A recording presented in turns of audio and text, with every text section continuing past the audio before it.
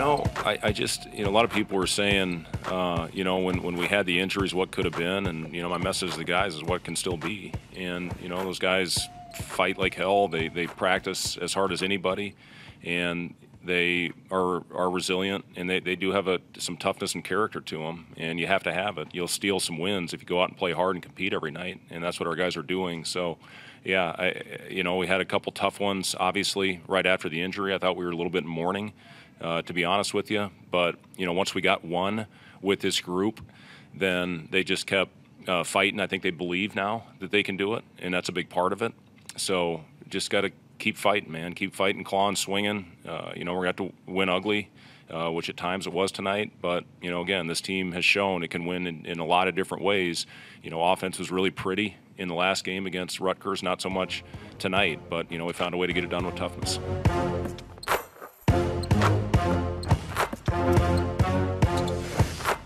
Welcome to the Nebraska Shootaround podcast. I'm your host, Jacob Padilla. Joining me, as always, is my co-host, Jacob Bigelow.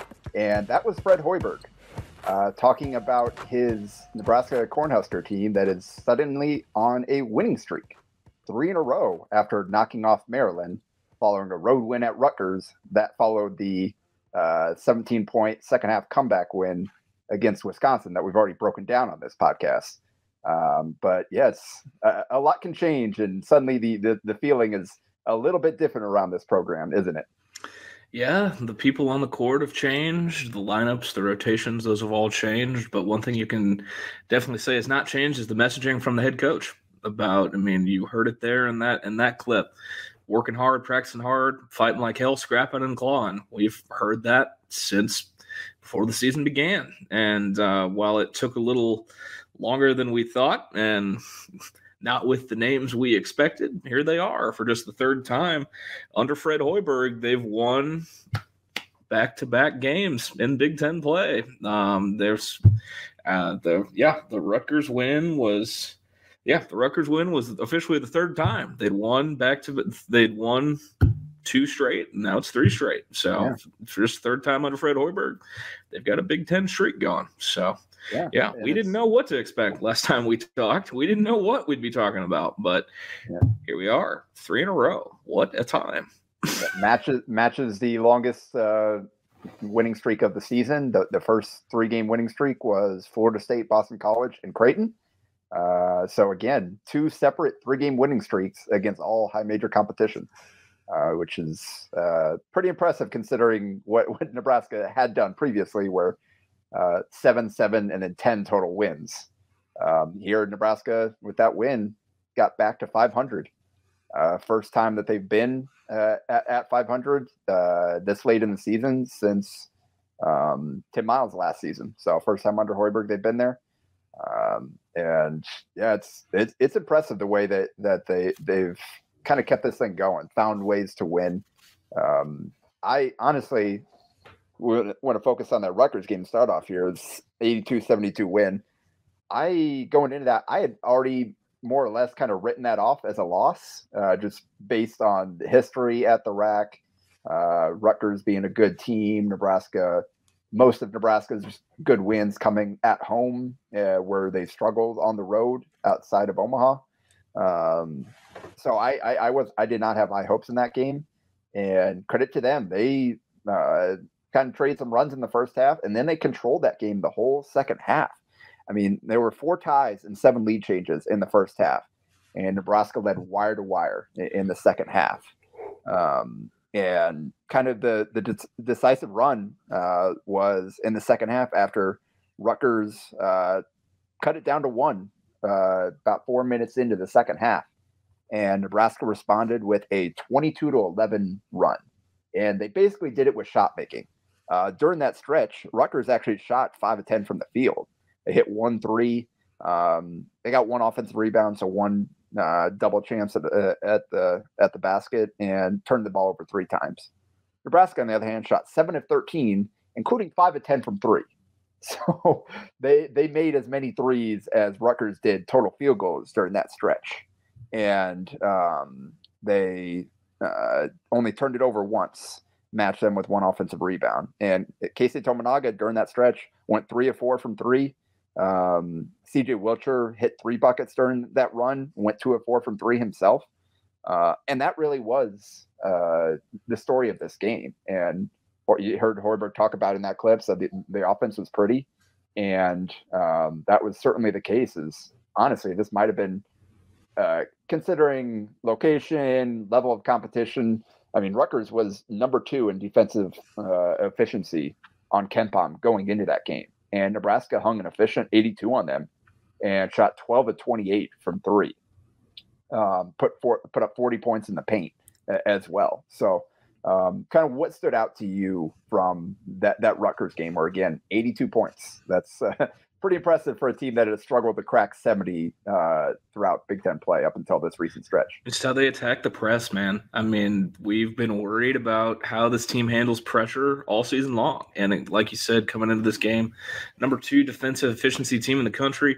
I think this is going to be back-to-back podcasts I've quoted Rothsteinisms, but Rutgers basketball, pounding nails, that's the mantra. You go to the rack, they're gonna beat you up, they're gonna try to get under you, get after you. And Nebraska, their press break was wildly impressive. They've handled the pressure super well, tied the season high and made threes with 12. Like you said, 40 points in the paint. They did a little bit of everything. And the 2 New Jersey boys in the starting lineup, they're de facto homecoming game playing at the rack for Jamarcus Lawrence and CJ Wilcher. And it was great to see CJ get going. Like you said, I'm sure that felt good for him for a multitude of reasons. 1, to get off the schneid offensively, and 2, to do it at home with a bunch of familiar faces in the crowd at the rack.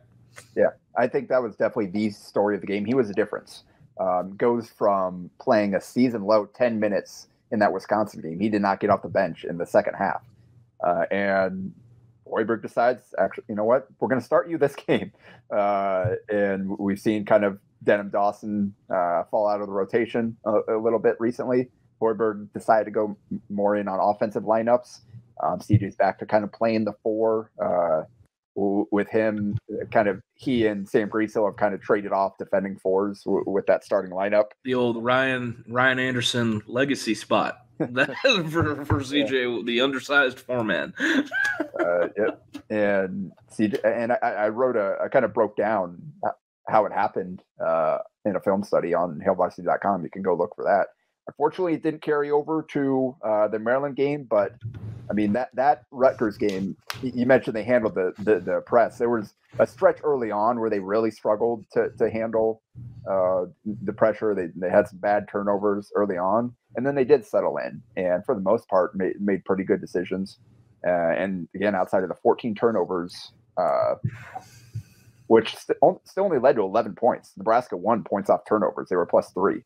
Despite turning the ball over 3 more times. So even when they turned it over, they're getting back. They were either dead ball turnovers or they were getting back and really getting stops on defense. So credit to them in that regard. But again, this is what this team can look like if your floor spacers are hitting shots. You had Wilcher 17 points, went 5 and 9 from 3, which is a career high for makes. You had K-State Tominaga, slow start, only had 7 points in the first half, had 15 in the second to keep his 20-point streak going. Which is a theme, kind of did the same thing against Maryland there. But he had 22, 4 of 9 from 3. So you got your 2 floor spacers that teams worry about the most hitting threes. Sam Hoiberg hit a 3, Wilhelm Breinbach hit a 3. And Jamarcus Lawrence was really the only one who struggled. He went 1 of 6, had 5 turnovers. So rough homecoming for the freshman, but CJ Wilcher stepped up for him, had his back. And with the floor spacers doing what they do, Derek Walker had 16 points, 8 of 10 from the field. He had found room to work in the paint, only had 2 turnovers. Sam Griesel had 12 points, 11 rebounds, 5 assists, only 1 turnover. So when you guys are hitting shots, suddenly there's more room for those guys to go to work in the paint, and this team looks like what it's supposed to look like. So I think that was kind of my takeaway from that Rutgers game. And the fact that they did it on the road is all that more impressive, especially with the role players, guys like CJ Wilcher stepping up and hitting those shots. And Absolutely. yeah. No, I feel like we've been waiting for a game where Wilcher and Tominaga both are hitting. I feel like that's kind of been the one thing that's been missing from this year. Fred's talked about it as much. Like, those are the two guys we need to get going from outside. And of all the places and opponents we would have thought it would happen, Rutgers at the rack probably toward the bottom of the list, but they found a way. And this team, where the biggest question mark all season long has been offense and scoring points, hanging 82 at the rack, no small feat. And these two games, tale of two games, they won one with offense, and offense was not too aesthetically pleasing in the second game we have to talk about. Wasn't the prettiest game, like Hoiberg said, but they took them in overtime to get there, but they kept the 70-point streak going. With it 4 or 5 in a row now, that they've topped 70. 1, 2, 3, 5 games in a row now where they've topped 70 points. And again, this one is kind of a fake 70 to get there, because they needed 12 points in overtime to do it, but they got it done. And it was kind of a return to the previous way that we saw this team winning, when they had Juwan Gary and Manuel Bandeball out there in the lineup, where you had to win on defense, because they shot 3 of 16 from 3 and found a way to win the game, which not sure I saw that coming. Maryland shot 33% from the field. That is really impressive. And there were a lot of individually great defensive efforts. Team was locked in, and they just did a great job of. They did a much better job of taking care of the ball to begin with. And Maryland only had 3 steals for the entire game. Nebraska only turned it over 10 times, and that led to 5 points. And Maryland only had 2 fast break points. And those were the areas that doomed Nebraska on the road at Maryland. They just bad shots at the rim, turnovers, live ball turnovers fueled the Maryland fast break. They had 22 points in transition, 20 points off of turnovers, and even some, like the fast break points doesn't even totally capture the impact of live ball turnovers and pushing it back. It's sometimes you won't necessarily score on the initial push, but the defense is scrambled, you got mismatches, and it still leads to points later in the possession. So that was kind of the difference between the two games. This time, Nebraska made Maryland work. They made them earn every point they got. And that wasn't the case. They just gave them too many free points on the road. So outside of Derek Walker, who had 5 of their 10 turnovers, everybody else did a great job taking care of the ball.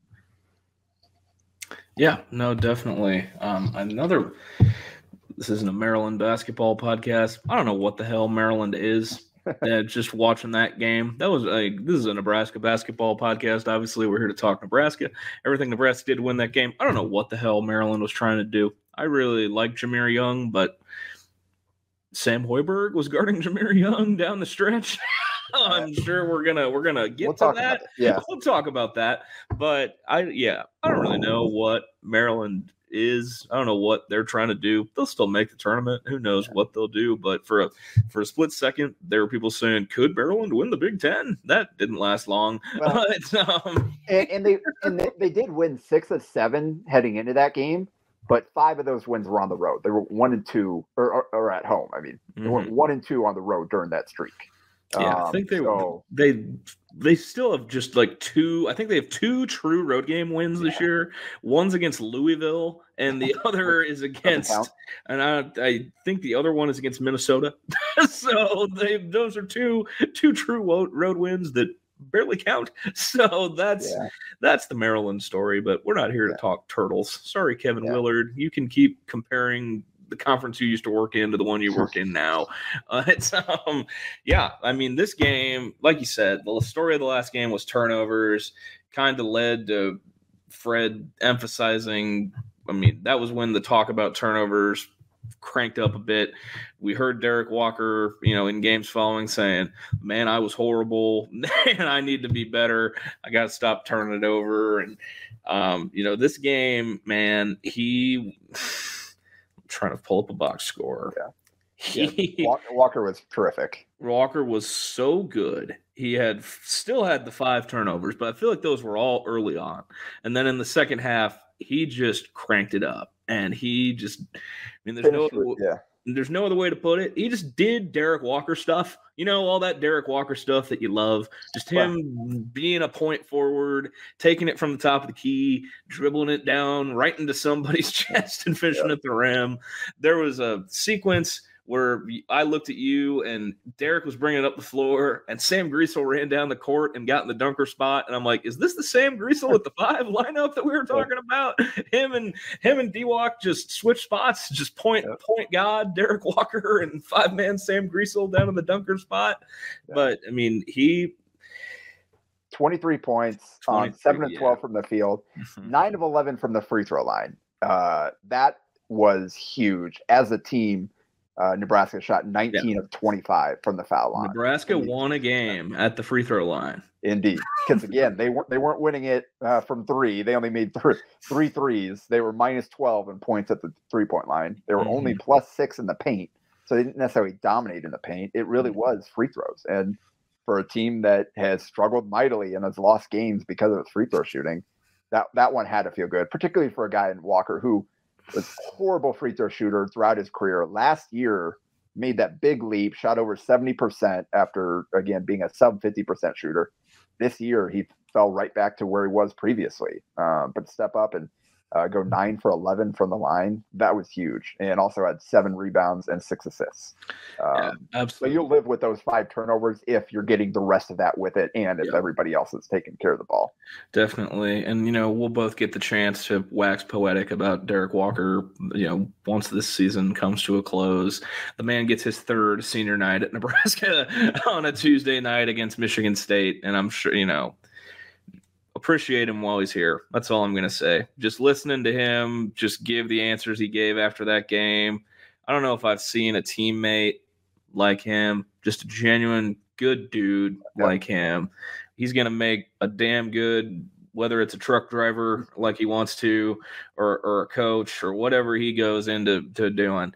He's going to be damn good at it. And I've thoroughly enjoyed, watching him play ball and just listening to him, the person he is. And he was excellent on the court this game. And if you get a chance, go find the post game because listening to him and talk about Blaze, just hyping his guys up. Yep. Go listen to Derek Walker and then go listen to son of a coach and possible future coach, Sam Hoiberg, give some just incredible coach-like answers talking about how we'll get to that later. But zooming out and looking at the game as a whole, it was a pretty wild game. Like the runs back and forth. Nebraska 13-2 run early on to take a 15-6 lead. Derek Walker scored the last 6 of those by himself. Maryland responds with a 10-0 run to take the lead. Nebraska goes back ahead with 6 straight. And then they kind of trade buckets down the stretch. And just like we've seen some really bad closes to halves after a relatively decent first 15 to 18 minutes.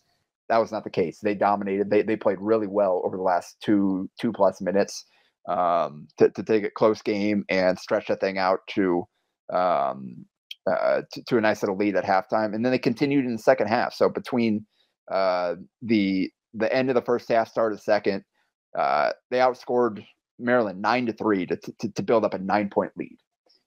Then the foul trouble started piling up, and Sam Griesel and Derek Walker both picked up their 3rd fouls in the first 4 minutes. I believe they both picked up their 2nd and 3rd fouls in the first 4 minutes of the second half.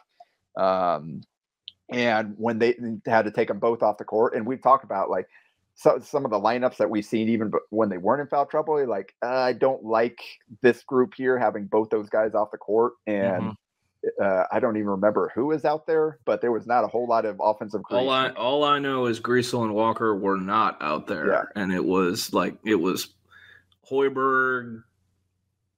We love you, Sam. Casey, But it was Sam, Casey, Jamarcus, Wilhelm, and CJ.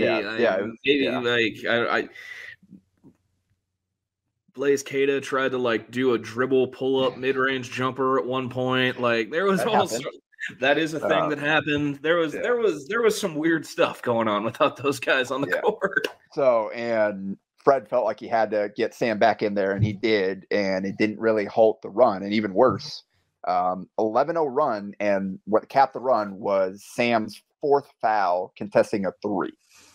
Made all three to put Maryland up 11-0, and then obviously Sam had to sit back down there. So at that point, it was like, oh boy, this thing's spiraling out of control. There goes the lead, all that work that they had done to build it up.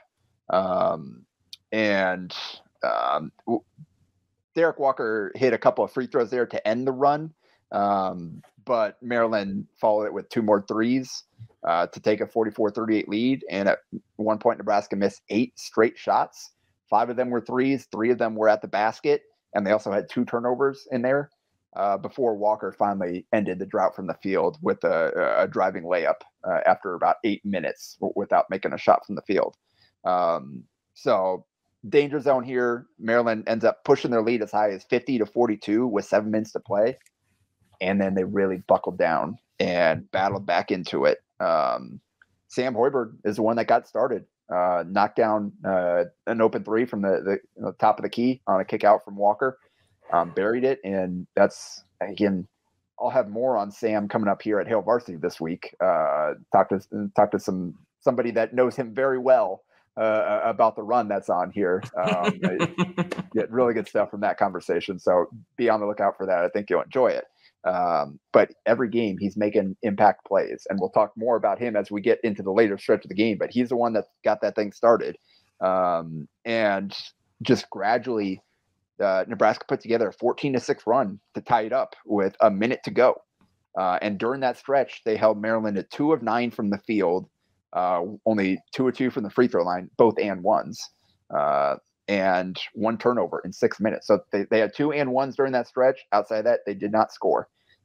And Nebraska just kind of gradually chipped away, and got that thing tied with a minute to go. And credit Jameer Young, hit a tough shot, got to that left hand, little baseline over the help the defense over Sam Hoiberg, dropped that little shot in to put him ahead.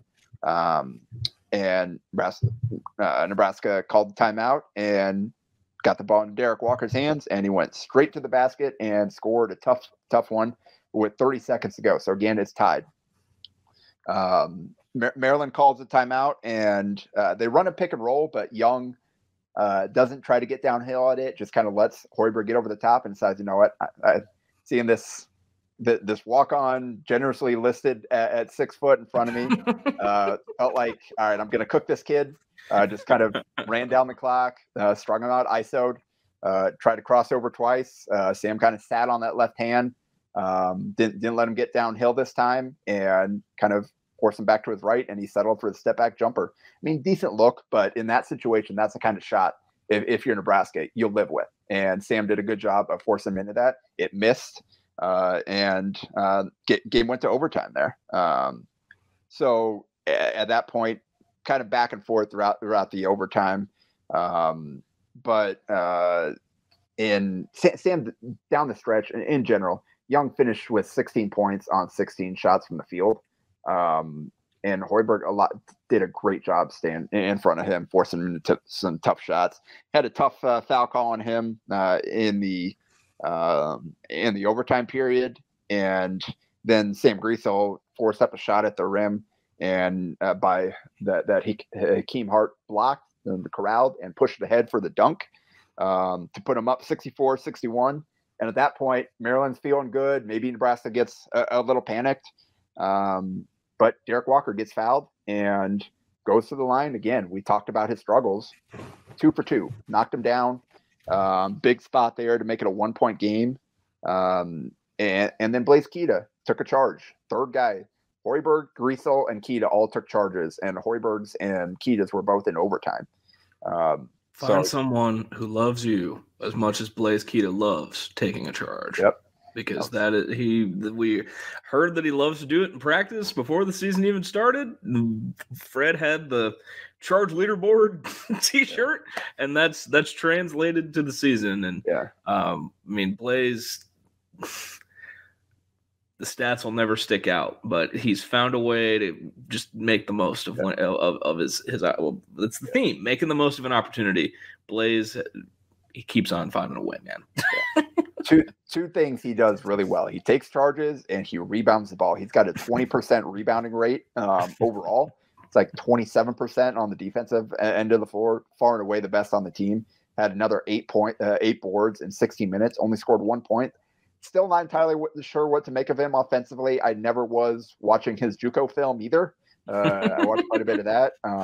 But yeah, dude can absolutely rebound the heck out of the ball, and he is a very good positional defender. Gives him an option to man up in the post a little bit better, a little more size than Derek Walker. You don't have to worry about him fouling out. So that, unfortunately, shortly after that, he so I'll get to that. Took the charge. Casey kind of forced up a shot at the basket, couldn't get it to go. But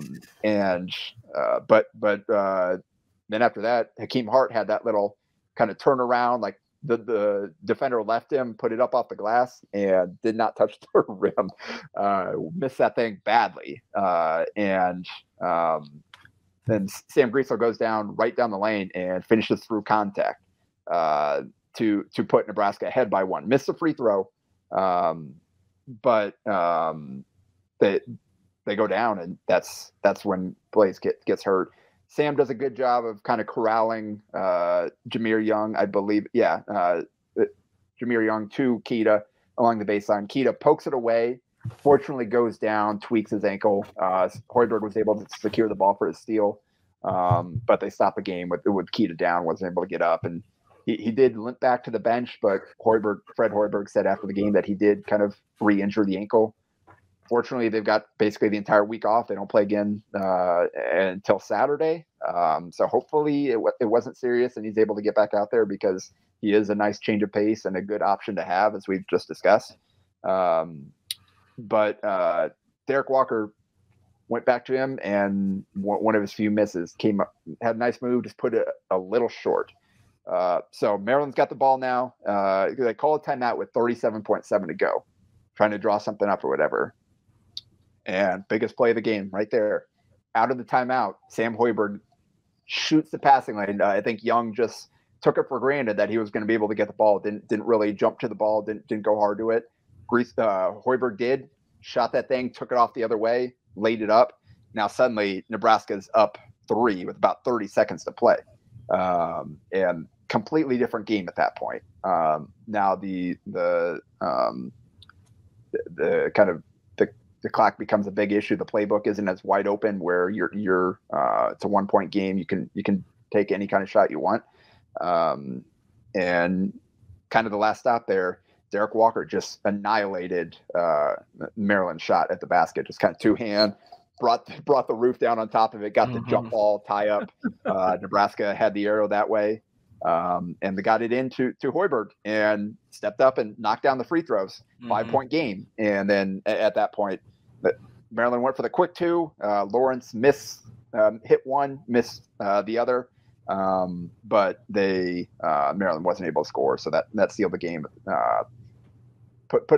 Lawrence's free throw put him up 4. So and that was ball game. So credit to Nebraska and credit to Sam Hoiberg, who made so many plays in that overtime alone to finish with wrong game, 9 points. There it is, 9 points, 3 of 5 shooting, knocked down that big 3, hit the 2 clutch free throws, 6 boards, 1 assist, no turnovers. Just a phenomenal. And he played 37 minutes. 37 minutes, third on the team in minutes played in that game. And in a 4-point win, they outscored Maryland by 5 when he was on the court. Yeah, I think we should throw the clip in of him explaining that play, because the way he explained it just scouting report, like Trey and Bryce McGowan's called him Seatbelt Sam because in Trey McGowan's words, he sits down. I'd call him Scouting Report Sam because of the way he won, like you were talking about earlier, the way he forced Jameer Young to go right. I mean, that's Scouting Report 101. Like, you're like, he's going to want to go to his left, sit on that left, force him to go right. You can live with shots like that. And then the way that he was like, it was probably similar to, similar thought to, the end of game Wisconsin situation. Like these guys want to go to their number one guy. They're going to do this. They're going to do this. And I got the quote right here. Yeah. I feel like pretty much every one of these teams is going to go to their one in that situation, and they do a zip or something up the floor. So I knew at some point I was going to try to get that steal, and I just got it today. Perfect timing. So it's just, again, like I said, kind of Young taking it for granted that he was going to be able to get that ball in, not really going hard, breaking hard to the ball, and Hoiberg just ran harder, got that thing cleanly, and then got away from Young, was able to go and finish. And then I was going to say, can you imagine if he had dunked that thing? Yeah, what would have happened to that building? Much to his father, who happens to be the head coach's relief, he did not dunk it. I asked him about it. He said he did. The thought never even entered his mind. And if you listen at home, if you didn't see Sam go through layup lines and stuff in high school, dude can get up. Yes, he's got some hops for as small as he is. He's definitely got some athleticism. He definitely can get up and throw it down. But in that situation, probably smart to take the layup and they got out of there with a win. So and again, Hoiberg, just this stretch has been unreal. Like I definitely did not see this coming. I don't think anybody could have. That not only would he get out there and eat minutes, but he'd be a positive impact player nearly every time he steps on the floor. And you look at it, that since that breakout game in Northwestern, he had 6 points, 15 points. Illinois, the one start he made was one game that he didn't really make positive impact plays. Only played 11 minutes in that one, but played 19 or more in every other game. He had the 7 points against Penn State, the 5 against Michigan, hit the big 3 against Wisconsin, then 7 against Rutgers, 9 against Maryland. And we talk about generally doing a good job of taking care of the ball. And then he's out there primarily for defense. And I think I actually clipped it and sent it to Sam, but there's a clip on the broadcast where they go into the huddle, and it's Kevin Willard mentioning something about, I know Hoiberg's son is small, but he thought the guys were getting too sucked into trying to target him or whatever, and not necessarily spreading the ball around and looking to attack that way. I thought that was pretty good. And Sam's response is, "Great scout, Kevin."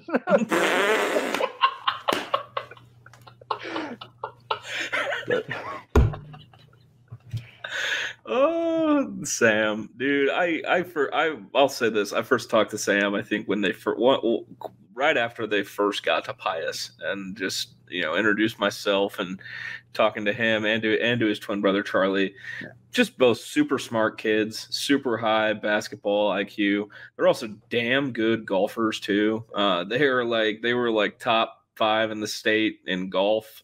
And it's no coincidence. They're the son of a longtime NBA vet, the sons of a longtime NBA vet who played smart, knew how to make smart shots, and they can do the same too. But yeah, like you said, nobody could have seen this coming from Sam.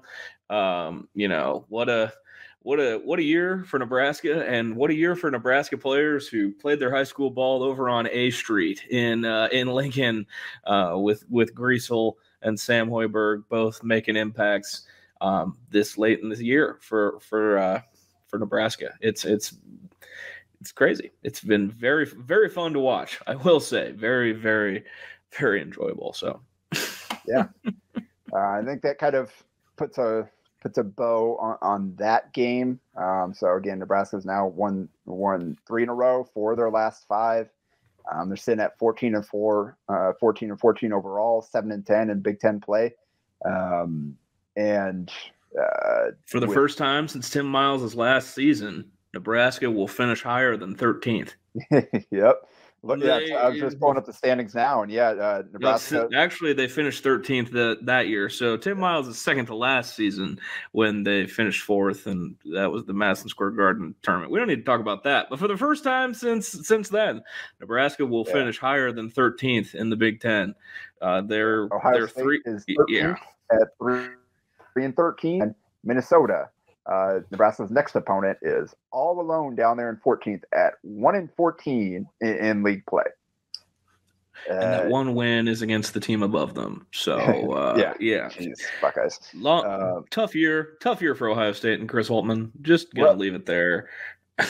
And just looking like if Nebraska can find a way to keep this thing going, they've got the same number of wins as 10th place Penn State and 10th place Wisconsin. They're only a half game back. A game back in the loss column from those two. Michigan State, who Nebraska plays after Minnesota, is sitting there at I think they won today. So they did get a really emotional win at home against Indiana. Their first game won back on campus since the tragedy last week. On campus in East Lansing, and their first win. They have had two really emotional games since coming back, and they got it done tonight at home against the Hoosiers in an upset. So I believe that puts them at 9-7, ninth, tied for. She's tied with a bunch of other teams. Yeah, look at all those 9 and 7s. Look at all those 9 and 7s. Illinois, Maryland, Iowa, Rutgers, Michigan, and now Michigan State all sitting there at 9-7. But anyway, Nebraska has separated itself from the Big Ten cellar and has a chance here to finish the season strong. Again, we talked about Minnesota being a must-win on the road. It's really a must-win now. That's kind of the difference between these last 4 games or these last 4 wins. At no point was Nebraska the favorite. They kind of had nothing to lose at this point. Now, there is something to play for. Like they've got an outside chance. Like the NIT is a possibility at this point if they can keep winning. So they have something to play for. Suddenly you're the favorite. You're at home against the worst team in the conference. You got to show up. That's the team right now. KenPom favors them to win by 11 points, 84% chance to win that game on KenPom. Another fun fact, and probably my most favorite fun fact, is that Minnesota has also never won at Pinnacle Bank Arena. Whether under Richard Pitino or under Ben Johnson, Minnesota has never won in that building. And the last time Minnesota won a basketball game in Lincoln, their head coach was Tubby Smith, and Nebraska's head coach was Doc Sadler. That's how long it has been since Minnesota has won a basketball game in Lincoln. So the more you know going into Saturday, we got one last weekend home game against Minnesota Saturday afternoon. Like you said, KenPom says Nebraska by 11, 2:30 tip on BTN. And then they come back for, wouldn't be the end of the year without our favorite thing, a weeknight 8 o'clock tip against Michigan State on Derek Walker's third senior night. Derek Walker's third senior night, Sam Griesel's homecoming senior night, Emmanuel Bandemel's senior night, even though his season was obviously cut short. Sure, there will be plenty of juice and emotion in the building that night, as well as on Saturday against Minnesota. But yeah, they got 2 more at home before a trip to Iowa City to close out the regular season. And like you said, the NIT is very much on the table, especially if they can close the season out above 500. I know the NIT no longer has the stipulation that you have to be above 500 to go, but your chances are definitely much better if you finish the season above 500. Yeah, they'd still much rather have winning teams in the field than not. Crowd, the draw, ability to draw is part of, I think, what goes into that at least a little bit. But like if you go in there, Nebraska's, if they lose out these last 3, that's probably not going to happen. So you definitely have to take care of business against Minnesota. Probably got to steal one of those last 2 to feel good about your chances, and then see what happens up at the Big Ten tournament to kind of add on another win or 2, maybe, if they can keep this thing going. But even forget about this year and what that means. how important, what kind of impact do you think this run that they've been on and can have, and could continue if they keep winning, could have on the program moving forward? Because at this point, I think everybody feels good about Fred Hoiberg earning. He'll be back next year with the turnaround he's had. And credit to him, he's done a great job, I think, with this team, he and his staff, of finding ways to adjust, to roll with the punches, find ways to win. I think he's maximized this team, which wasn't the case the last 3 years. Absolutely. They've instead of doing so little with a lot, like we saw maybe with last year's team, they've done more with less, especially in these circumstances with the injuries, just the way this team was constructed. At the start of the season, people asked, what would be a success? And I said, don't be playing on Wednesday. I said, don't be playing on Wednesday and have a shot at the postseason. And they now have that shot. Fred's got a new lease on life now. He's got a new lease on life. You can't, enjoy the ride right now. I will say that. If you're a fan and you're listening to this, enjoy this ride. Don't think too much about it. Don't get too invested in, what if we win this? If we do this, are we going to get on the bubble? Don't think about the net rankings. Don't think about Ken Palm. Just enjoy it. Just enjoy it, because Nebraska is playing meaningful basketball. It is February 22nd. They're playing meaningful basketball. There's something to play for. We've heard all year about how likable this team is, and damn it, they're likable, all right? They're a likable group. You want to root for them. You want to see them succeed. You want to, if they can get to the NIT, that would be enormous. That would be really big for them. And I'll say this as someone who was a part of the program when a team didn't want to go to the NIT at all. Yeah. I know all about how it feels to get sent to the NIT when you don't want to be there, because that season, 20 plus wins, 4th place in the Big Ten, and to get told, well, guess what, guys? You're a 5 seed in the NIT, and you're going to go on the road to play a team you already played in a game that didn't count. And that's what the NIT is all about. The NIT is all about motivation. It's if you want to be there. It's if you want to keep playing. I'm pretty sure the last time a Big Ten team played in the NIT was that season with Penn State and Nebraska, and Penn State won the NIT that year. They went to the Garden with Tony Carr, and they won the damn thing. Yeah. Am I saying if Nebraska makes the NIT, they're going to go win it? No, but I can tell you for a fact, these guys like playing together. They're going to want to be there. They like each other. They're going to want to be there. You think Sam Griesel wants to take off a Nebraska jersey for the last time anytime soon?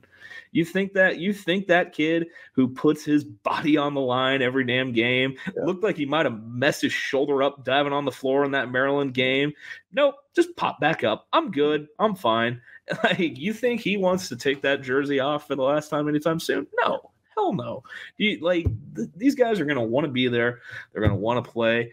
And with what's coming this offseason, if I'm Fred Hoiberg and this staff, any momentum of any kind, any momentum of any kind that you can use to sell, whether it's to boosters, to the fan base, to people who may be writing checks that go with a 3-letter acronym. That acronym is NIL. Yeah. If there's anything you can sell to anyone, that it's gonna be vastly important, because once this season ends, whether that's in Chicago at the United Center, at PBA, in somebody else's arena in the NIT, it's gonna be a steep hill to climb. And any form of momentum is very, very valuable to Fred Hoiberg, this staff, and this program. And that's kind of where I was trying to get, is that is what this is all about now, because they are going to have to do a lot of work in the off season. And I can say, the uncertainty around Hoiberg's future has cost them at least one recruit that they probably could have had otherwise. One recruit who had I'm going to hint, and I'm not going to say names. It's going to be pretty obvious if you know. Yeah. He's got family connections to the area. Four-star player. They recruited him not once, not twice, but 3 times, and finished second 3 times. They offered him a pretty sizable NIL package. I've been made aware of that too. And the uncertainty around Fred is the main, if not only, reason that he's not coming. So to get back to we've talked about before, but with their previous recruiting strategy, the first 3 years, they dug themselves such a hole that it's hard for them from a recruiting standpoint to get out. And it's kind of the chicken or egg. Like, you got to have success to get recruits to want to be a part of your program, but you have to have good recruits in order to have that success. Absolutely. And that's kind of where they're at right now. And you need to be able to capitalize, like, for this to mean anything. Because again, that's the tough part about the success they're having right now. It's Sam Griesel, it's Derek Walker, it's Keisei Tominaga, and you can't take for granted that he's going to be back. This is his 4th year of college basketball. He did 2 years at JUCO before he got to Nebraska. This is his 2nd year at Nebraska. Like, the dude's going to probably walk, like, if he's been taking his classes and everything, staying on pace there, the dude can walk away with his diploma this year. He's got plenty of money waiting for him back home. I think he already turned down chances to go pro after last offseason. And obviously we've seen there was Japanese news station at the game on Sunday following him along. And what he's done has been remarkable, because, I mean, that's kind of the impressive thing about that Maryland game. Getting to that 20, didn't get there until the 3-pointer on their first possession of overtime, and that was the only bucket he had in overtime. But gotten to that 20 for the 5th straight game. That it was probably the least efficient of his hot streak, but it was as impressive as anything, because Maryland really made him work. Like, he had their full attention. It wasn't a case where maybe early on where it wasn't quite that high on the scouting report, that there wasn't a ton of tape on him consistently being an impact guy. So maybe you could catch him off guard. That's not the case anymore. At Rutgers, he had Caleb McConnell on him, who all Big Ten defender, 6'7" long wing, finding ways to score on that dude. Again, got off to a bad start, kind of like forced the issue early on, missed his first 3 shots, had an early turnover, only had 7 in the first half, and then came alive in the second to finish with 22. So, and in this Maryland game, he got blocked twice, although one of them was certainly a goaltend. Watching that back, I don't know how they didn't catch that live. Very clearly got that thing up on the board before the block. So that should have been at least 2 more points. But they made him work for everything. They did not give him room to get off threes. He was only 2 of 4 from 3, I believe, because they were chasing around. They're putting length on him. They just didn't leave him. And he did a good job of working hard for his shots and still finding ways to score. So that's kind of like, the dude has earned, like, he's not just a novelty. He's not catching the defense off guard. He's straight up beating teams now to finish with 20 points. But again, like I said, you can't take for granted that he's definitely 100% going to be back next year, especially with the lack, as an international student on a student visa, can't make NIL. Like, I believe there are ways to get around that, to get certain waivers and all that, but it's certainly not. I don't think it's something that's easy to do and very straightforward or anything. Yeah. So that's certainly an impact there, and he's got money waiting. He has a degree. You never know. There was some that stood out to me. I forget where the interview was. I don't know if it was in the Journey feature, if it was an interview somewhere with him. They asked him about, like, what's it like walking around in Lincoln compared to walking around in Japan? And he's like, and he basically said, everybody knows me in Japan. I can barely walk around. And he's like, and they're like, what about here? He's like, there are some people like Nebraska, like, you know, that kid has the crowd in the palm of his hand. That picture of him that Nebraska basketball tweeted out, where he's standing in front of the student section with his arms raised, like, that's a perfect description of, I mean, Nebraska loves this kid. They love him. He's the crowd favorite. The biggest crowd pops in that place, in that Maryland game, where on every 3 he made, that place came unglued. But he's got a lot of opportunities waiting back home. He's already had great opportunities. He's been in the Olympics representing his country in 3-on-3. He's played for the national team in international competition. He had 33 points against the Australian national team last summer. You think he's 9 threes in that game? 9 threes. Australia's team is good. Yeah, like senior national. This isn't whatever. Yeah, this is Australia's senior national team. They're really, really good. He could go. I mean, he could go home and be the poster child for some team or some league if he were to go back to Japan, get plenty of endorsement money, be everywhere. That's like you said. Don't take it for granted. They're gonna. It's enjoy the ride. Enjoy the ride right now. Yeah. So there's a chance they could lose 4 of their top 5 scorers from this team that made the run. With Walker, Greasel, Bandamel, those guys are gone for sure. And then Tominaga's future up in the air. So they're going to have to do a lot of work. They're going to have to go all out in the portal. They're going to have to find. They're going to have to go big game hunting. I mean, they're going to have to find great fits. They have to. They can't just bring in an Alonzo Verge where there's a lot of talent there, but then that's you got to find guys that are at or better level than Greasel and Walker in order to capitalize on this and make it more than a momentary flash. You got to be able to build off this momentum. Hopefully some of these role players can continue to grow and develop so that you've got a good supporting cast next year. But I mean, nobody on this team is going to step into what Greasel and Walker are doing for this team.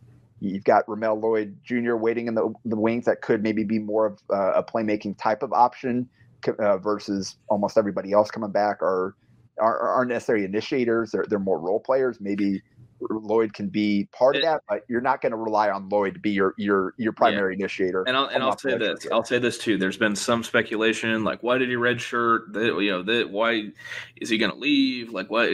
He's not going anywhere. His dad is said as much through back channels. He's telling people he plans to be here. He's flat out said that when they got to campus, he wasn't better than Jamarcus. He wasn't better than Denham. He knew he had things to work on, and that's why he chose to redshirt. And barring something unforeseen, he's not going anywhere. So that's like you said, he's likely, unless they go out and get a point guard not likely. Yeah. They need a point guard, but if they don't go get one, he'd be the guy. Yeah. And he's had a year of development. He knows all about big-time basketball playing at Sierra Canyon. But, yeah, there's all sorts of – this team's been different because all of the Hoiberg teams before didn't have these role players. They just had the go-to guys. They had the Teddy Allens, the Bantons, Bryce McGowans, Verge, the ball-dominant go-to bucket-getter dudes. They didn't have anything around it. Yeah. This team right now doesn't have like a certified bucket. They got a 25-year-old 6'8" 5-man who wants to start a trucking company, and a 6'7" kid from Lincoln who became a point guard after he refined his game at North Dakota State, and he's putting everything he has into trying to change the culture and the perspective of his hometown childhood team. That's what they've got right now. And those don't grow on trees. That's not what, they're going to have to go big game hunting. Just prepare yourself. Just prepare yourself because, my message is to enjoy the ride because there's a lot of uncertainty on the horizon because roster construction has been the biggest detraction of the Hoiberg era. And now that Fred has a new lease on life, it's going to be what makes or breaks it. 100%. And it's going to be roster construction and how they can go out and attack the portal. The thing Fred Hoiberg was 10 years ahead of the curve on, transfers and building a team with transfers, that's going to make or break it for him at Nebraska. Yeah. At this point, Eli Rice, the only high school commit. We missed out on some guys. The only way to get back to where they need to be in terms of having a chance to win some of these high school recruiting battles to build the foundation of your program is to get short-term guys that aren't worried about long-term future, and that would be portal guys. Get a couple key portal guys in next year that can pick up where this team is leaving off and push it ahead. And then now you can start to feel better about the Hoiberg, the trajectory. Now maybe those other kids, you start to win some games. You win, maybe pull off a big upset on TV or something like that. Kids start to think, okay, I that's interesting. You have my attention. And then that's how they get back into recruiting the talent level that they need to compete in the Big Ten from the high school ranks, which you got to do both. You got to have portal. You got to build a foundation, and you got to plug holes with high school. And then you've got to plug holes with the transfer portal. And so that's kind of where they're at right now. In order to make this recent run matter beyond just having fun now, is they got to carry it forward. They can't have a let up. They got to make the right decisions. They got to they got to win some battles. They've got to win some recruiting battles in the offseason, get the right guys in here, and then hopefully the culture that they established this year, that Sam Griesel and Derek Walker are leaving, carries forward, and the guys that are coming in will pick that up and push it ahead even more. And if they can do that, like it'll stem back to don't forget Sam Griesel and what he meant to this program. If they are able to get this, I don't know what the ceiling ever is for Nebraska basketball, but if they get to the point where they're above where they've been previously, they're again, they're staying out of the Big Ten cellar. They're having a chance to compete for a postseason berth, playing meaningful basketball in February. Yeah. That's a goal. And again, if they get there, come back to Sam Griesel, Derek Walker, these guys this year. That's where it started. I know there's probably nothing that Sam Griesel would like more, no matter where his career takes him, than to be the guy who turned the tide for Nebraska basketball. I know that is something that he would love to be known as. Yeah. So that's our big picture rant. Yeah. and it's not even the end of the regular season yet, so we might have more to touch on in terms of big picture. But like I said, Saturday, 2:30, Minnesota. Tuesday, 8 p.m., Michigan State. Last two home games of the year. That Maryland game atmosphere, that was incredible. That was really, really cool to witness. Good to see some juice back in that NPBA. I was talking with some guys that I was managers with, and we were just like, I haven't seen it like that in a long time. And it was for a team to go from 13-14 to 14-14, which is, there's no place like Nebraska. They're going to put that in the recruiting flyer. Clip that, social team. Put it in the recruiting pitch. But yeah, 2 more home games, then a trip to Iowa City. We'll have plenty to talk about. Jacob's got quite the padding the stats column that'll be out by the time you read this. Another spoiler alert, it touches on Keisei's heater, because Keisei's heater is still going and we still like talking about it. So stay tuned to hailvarsity.com for the padding the stats column. Must read stuff every week. I will never stop telling people to read it. And like I said, 3 regular season games left. I think there's an outside chance I might be in Chicago for the Big Ten tournament. Just going to be honest, outside chance. Might make my way to the Madhouse on Madison for Big Ten tournament week. Conference tournament week in general is going to be nuts. It's going to be ridiculous all across college basketball. It's about the most wonderful time of the year.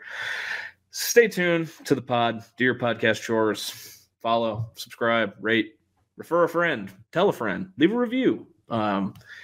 Follow Jacob on Twitter at Jacob Padilla _. If you want to follow me for lukewarm takes and bad memes, you can follow me at Jacob A. Bigelow, and check out some stuff at HuskersIllustrated.com too, if you feel so inclined. But we appreciate everybody who's followed along all year, giving us great feedback on the pod, and we're in the home stretch. And this is a different feeling than we probably thought a month ago we'd have for the home stretch, but here we are, and we're happy to be talking about it. So until next time, this has been the Nebraska Shootaround Podcast.